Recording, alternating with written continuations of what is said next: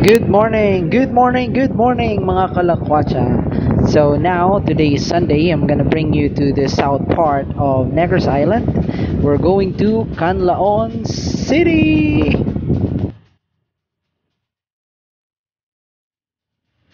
So Canlaon City is actually around 85 kilometers away from Bacolod City. And Canlaon City is known to be the vegetable basket of Negros Island.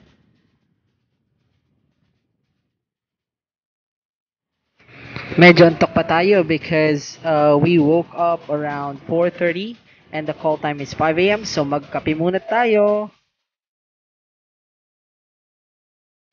We had a quick stop here in Mountain View Cafe sa La Castellana. You can just see the awesome view and the very cool weather. Talagang ang lamig dito, guys. Ay, ay, ay.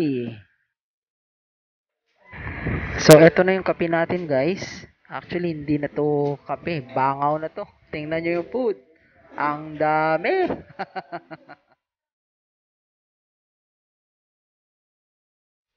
So, habang hinihigop natin tong kape, samahan nyo ako while we enjoy the awesome scenery. Ang ganda talaga, promise. This is priceless. Amazing, amazing, amazing! After nating magkape, tutulak na tayo patungong Canlaon City. Halika, samahan nyo ako mga kalakwatsa.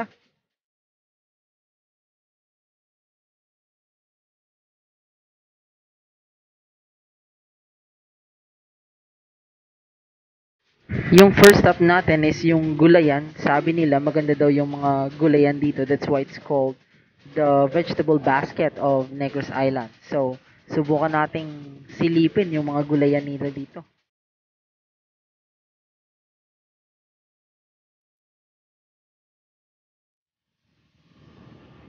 So, ayan na nga.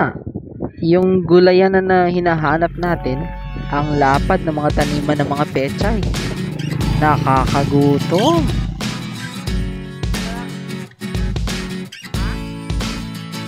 Second stop natin, yung Inland Resort. Let's go ahead and find out what waits from us. Tara, samahan nyo ako mga kalakwatsa.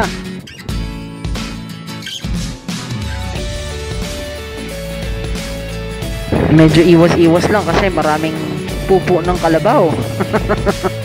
Baka maligo tayo sa pupo ng kalabaw dito.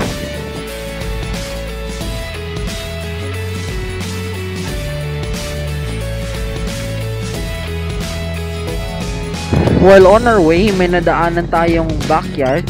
Ibang klase, sibuyas yung nakatanim. Here we go! So we reach our second stop, which is Inland Resort in Canlaon City. Let's go ahead and see and find out anong meron dito sa Inland Resort. Samahan nyo ako, guys! According sa caretaker nila, ang sabi daw, they don't use chlorine kasi fresh water yung sa pool nila. Tingnan nyo yung ref nila. Yung mismong kanal, yung kanilang ref. Hi guys, so we reach our destination, Canlaon City.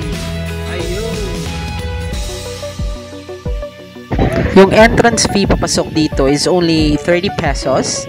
Tapos yung malalaking cottage is only worth 250 pesos. So sulit na yung pagpunta nyo rito. Tapos yung tubig, parang tinunaw na yelo. Ang lamig. After natin dito, our last stop is going to be the Century Tree. Dito rin sa Canlaon City. Subukan nating silipin kung anong meron sa Century Tree. Tingnan natin, halika. While we're on our way to the Century Tree, you can notice kung ano kalapad yung mga gulayan nila sa itaas ng bundok. Talagang ang dami.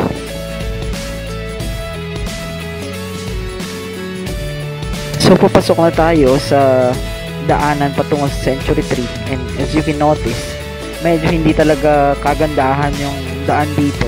Pero dahil sa pagnanais natin to see the Century Tree, let's go ahead and find out. No?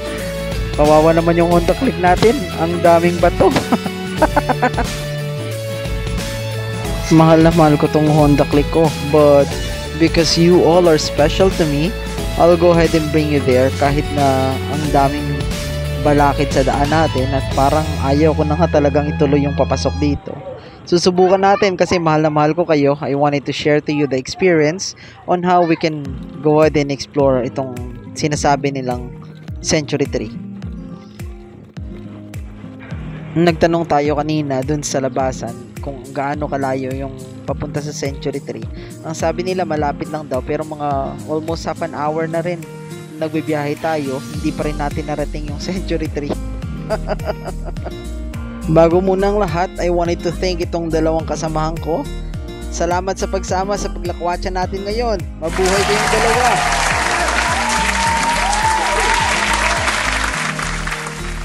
Woot woot! Lakas ni Glick!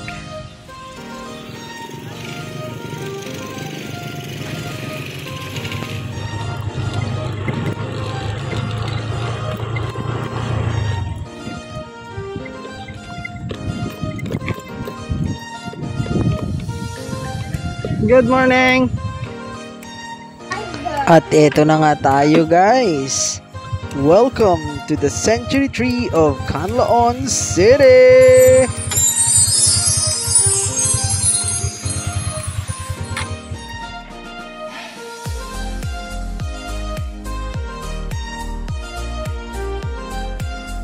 Kakaiba talaga yung feeling at sensation kapag nandito kayo guys.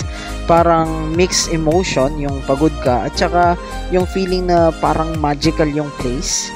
Guys, we're here sa tinatawag nilang Century Tree. So, this has lived more than 100 years. Hopefully, lahat ng punong kahoy magtatanda ng ganito katagal.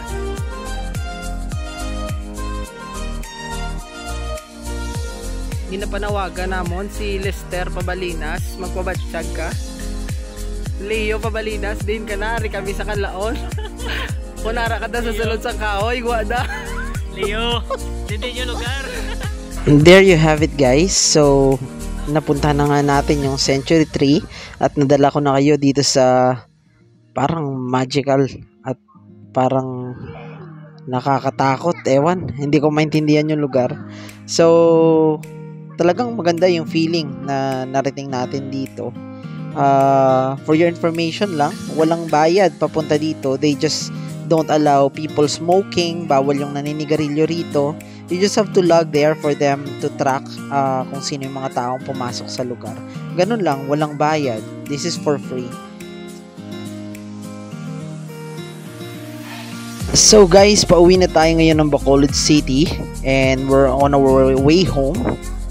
Tapos na rin tayo sa ating rides. So, just a friendly reminder dun sa mga hindi pa nakapag-subscribe sa channel ko, please hit the subscribe button, the like button, and of course, the notification bell for you to get updated on my latest videos. Hanggang sa muli, paalam!